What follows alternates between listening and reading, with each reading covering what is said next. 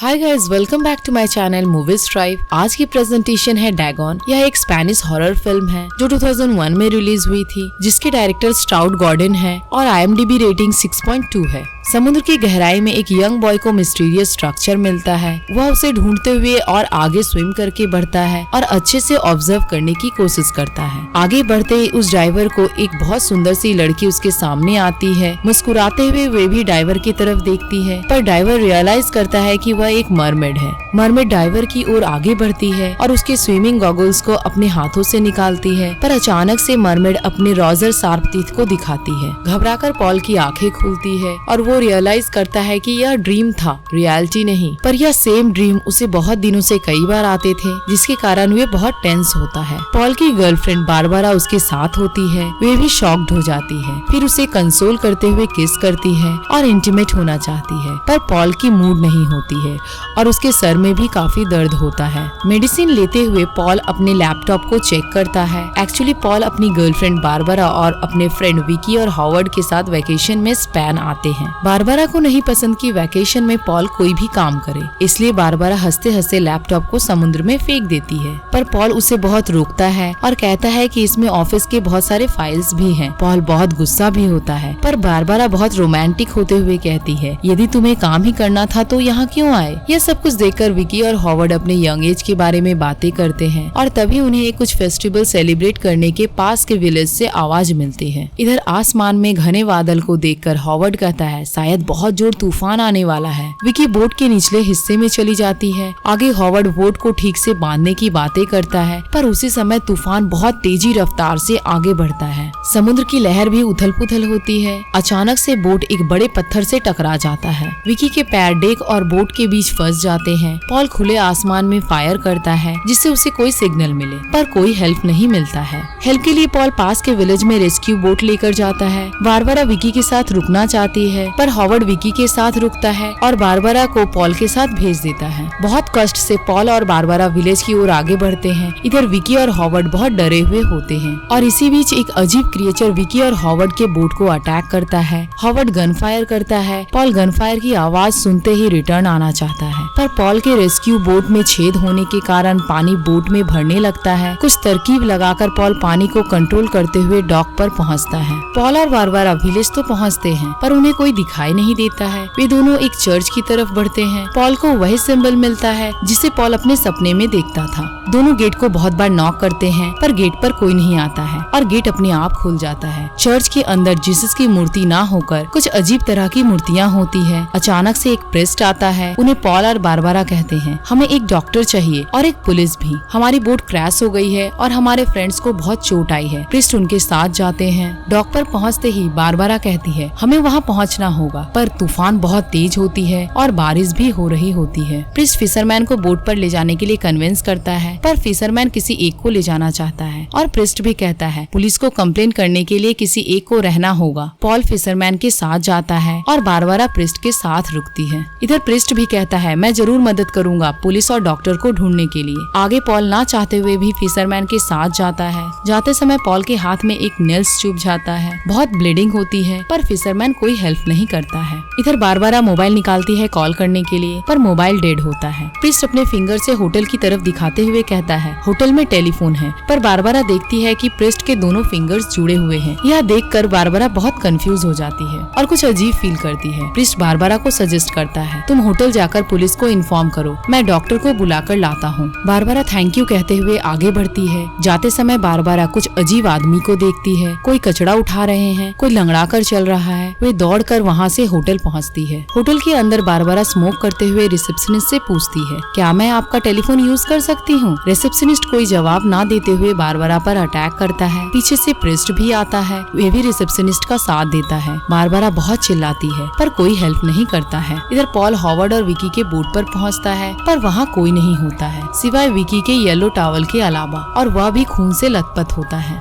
Paul वापस dock पर आता है। प्रिस्ट पॉल को इन्फॉर्म करता है कि तुम्हारी फ्रेंड पुलिस को बुलाने जाने के लिए गई है। यहाँ 50 किलोमीटर के डिस्टेंस में कोई भी पुलिस स्टेशन नहीं मिलेगा, इसलिए वे होटल में कॉल करने के लिए गई है। वे 1 घंटे में लौट आएगी। पॉल प्रिस्ट से होटल के बारे में पूछता है और होटल तक पहुँचता है। पॉल रिसेप्शनिस्ट से मिलता है और बारबरा के बारे में पूछता है। रिसेप्शनिस्ट कोई भी जवाब नहीं देता, पर पॉल को टेबल से बारबरा का लाइटर मिलता है। रिसेप्शनिस्ट पूरा साइलेंट होता है। पॉल रिसेप्शनिस्ट से कहता है, जब तक मेरी फ्रेंड नहीं लौटती है तब तक मुझे एक रूम दीजिए। रिसेप्शनिस्ट कोई आंसर नहीं देता है। कई बार पॉल रिक्वेस्ट करने के बाद रिसेप्शनिस्ट पॉल को चाबी देने के लिए कवर्ड की तरफ टर्न होता है। तभी पॉल उसके गर्दन में गिल्स देखता है। यह देखकर पॉल भी शॉक्ड हो जाता है। पॉल चाबी लेता और स्टेयर से ऊपर जाता है, पर पूरे बिल्डिंग में बहुत अजीब इंस्ट्रूमेंट्स होते हैं। वे रूम को खोलता है और उसे चेक करता है, पर वहाँ सब डरावना ही होता है। वॉशरूम भी बहुत गंदा होता है। नल से गंदा पानी आता है। पॉल टेलीफोन को देखता है, कॉल करने की कोशिश करता है, पर वह भी डेड होता है। पॉल भी पूरा कंफ्यूज और नर्वस होकर एक चेयर में बैठता है और अपनी आंखें बंद करके रेस्ट करता है। पर उसी समय बारबरा के जैसी कॉस्ट्यूम में एक लड़की पॉल के पास से क्रॉस करती है। पॉल कहता है, तुम्हें देखकर बहुत खुशी हुई, पर वह बारबरा नहीं बल्कि मरमेड होती है, जो पॉल के सपने में आती थी। और तभी मरमेड अपने टेंटिकल के साथ पॉल के सामने आती है, जिससे पॉल बहुत डिस्टर्ब हो जाता है।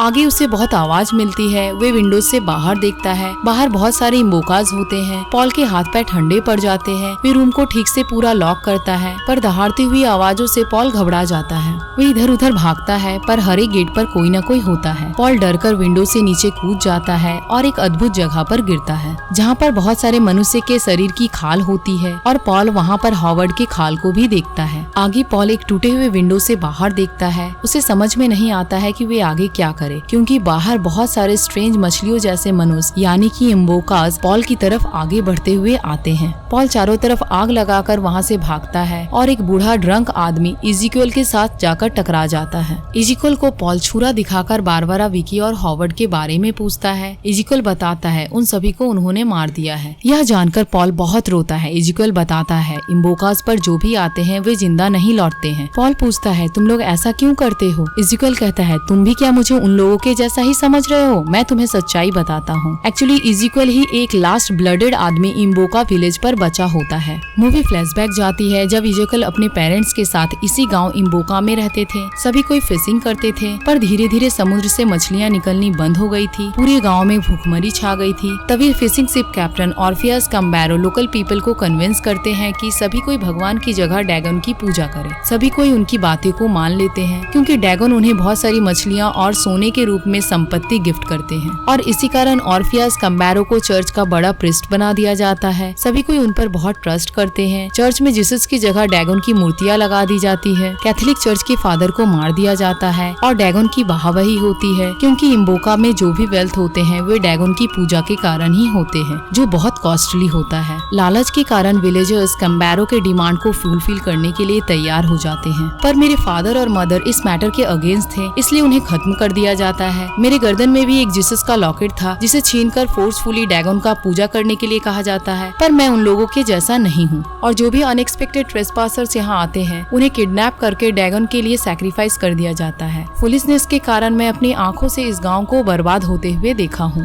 मूवी प्रेजेंट टाइम में आती है। पल भर के लिए पॉल को इन सब बातों पर ट्रस्ट नहीं होता है, क्योंकि इज़ेकल ड्रिंक किया हुआ था। दोनों के बीच थोड़ी बहस होती है। आगे पॉल इज़ेकल से हेल्प मांगता है। पॉल को एक कार की जरूरत होती है, पर पूरे गांव में केवल ऑर्फियस कम्बैरो के पोते के पास ही एक कार होता है, और दोनों मिलकर कार चोरी करने की प्लानिंग करते हैं। लेकिन पॉल को इज़ेकल पर डाउट होता है। इज़ेकल कहता है ये स्ट्रेंज आदमी समुद्र में तैरने जा सकता है, पर वे इम्बोका में रहते हैं और ठीक से चल भी नहीं सकते हैं। आगे कार को चोरी करने के लिए इज़ेकल इम्बोकन्स को कुछ देर के लिए डिस्ट्रैक्ट करते हैं, पर पॉल गलती से कार को स्टार्ट करते समय कार की हॉर्न को बजा देता है। अपनी जान को बचाने के लिए पॉल को वहाँ से भागना पड़ता है और फिर से होटल में आता है, और वहाँ पर एक ब्यूटीफुल वुमेन यूक्सिया से मिलता है, जिसे वे अपने सपनों में देखता था। वे पॉल को एक इम्बोका से बचाती है। पॉल यूक्सिया के पास थैंक यू कहने के लिए जाता है। यूक्सिया पॉल को मन भर कर देखती है और किस करती है, पर जब पॉल यूक्सिया के पैर की जगह उसके टेंटिकल्स को देखता है, पॉल डरकर वहाँ से भाग जाता है। लेकिन होटल के गेट पर कार का ड्राइवर होता है। पॉल उसे मारकर उसे चाबी छीनकर वहाँ से भाग जाता है, पर कार क्रैश होने के कारण वह पकड़ा जाता है और उसे सब कोई मिलकर बहुत मारने की कोशिश करते हैं। वे छुपते छुपाते एक खलिहान में जा पहुंचता है,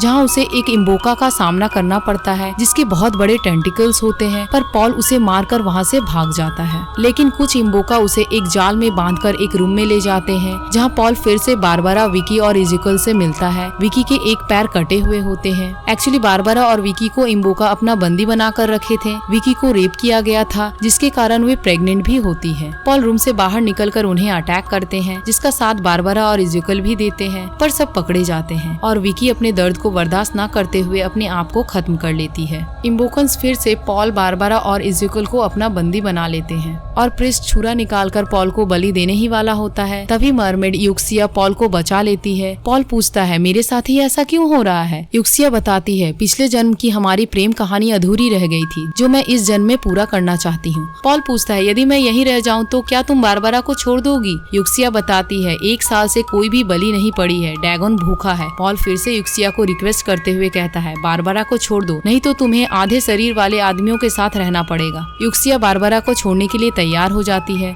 पर पॉल को अपने साथ रखना चाहती है। पॉल बारबरा को बचाने के लिए अपने आप को बलि देने के लिए भी तैयार हो जाता है। आगे हम देखते हैं कि पॉल और इज़ेकियल को बारबरा से दूर कर दिया जाता है। यूक्सिया प्रिस्ट को शादी के अरेंजमेंट्स करने के लिए कहती है। यूक्सिया के जाते ही पॉल चालाकी से प्रिस्ट और गार्ड को मारते हुए बारबरा की खोज में पेट्रोल लेकर एक हिडन दरवाजे से अंदर जाता है, जहां बारबरा की बलि के लिए कुछ रिचुअल्स चल रहे थे। यूक्सिया बारबरा के बलि को देखती है। बारबरा के हाथ पैर चेन से बांध दिया जाता है, उसके न्यूड शरीर को छुरा से काटा जाता है, ब्लीडिंग होते रहते हैं। बारबरा बहुत चिल्लाती है, पर उसे कोई नहीं बचाता है। तभी पॉल कुछ इम्बेकॉन्स को मिट्टी के तेल डालकर उन्हें जला देता है और बारबरा को बचाना चाहता है, पर डैगन पहले से ही उसके साथ रेप करते हैं। पॉल बारबरा को मारने के लिए मना करता है, पर कोई भी उसकी बातें नहीं सुनते हैं। पॉल बहुत कष्ट से बारबरा की चरखी को घुमाकर गड्ढे से बाहर निकालता है, पर डैगन के टेंटिकल्स बारबरा को अपने अंदर खींचते हुए उसे खत्म कर देता है और उसके सिर्फ 2 हाथ लटके हुए होते हैं। इधर पॉल पर एक राक्षस अटैक करता है, पर यूक्सिया उस राक्षस को पिताजी कहते हुए पॉल को मारने के लिए मना करती है, क्योंकि पॉल यूक्सिया के पिछले जन्म का प्यार था और डैगन ने उन्हें मिला दिया है। पर पॉल इस बात को एक्सेप्ट नहीं करता है, लेकिन राक्षस भी पॉल को छोड़ देता है, क्योंकि वो उसके बेटी का पिछले जन्म का लवर था। पॉल मिट्टी के तेल से उन्हें मारना चाहता है, पर यूक्सिया डैगन के साथ हमेशा के लिए रहना चाहती थी। निराश होते हुए पॉल जीने की आशा छोड़कर मिट्टी के तेल अपने शरीर पर डाल लेता है और आग लगाकर अपने आप को खत्म कर लेता है। यूक्सिया उसे लेकर पानी में डूब जाती है। पॉल का पूरा शरीर जला होता है और उसके शरीर से गिल्स भी निकल आते हैं। एक्चुअली पॉल अपने फेट को एक्सेप्ट नहीं करता है, पर कोई ऑप्शन ना होने के कारण पॉल यूक्सिया का पीछा करते हुए डैगन की पानी के नीचे की गहराई में चला जाता है और दोनों की मेल हो जाती है। मूवी यहीं समाप्त हो जाती है। Thank you for watching. Till then goodbye and take care.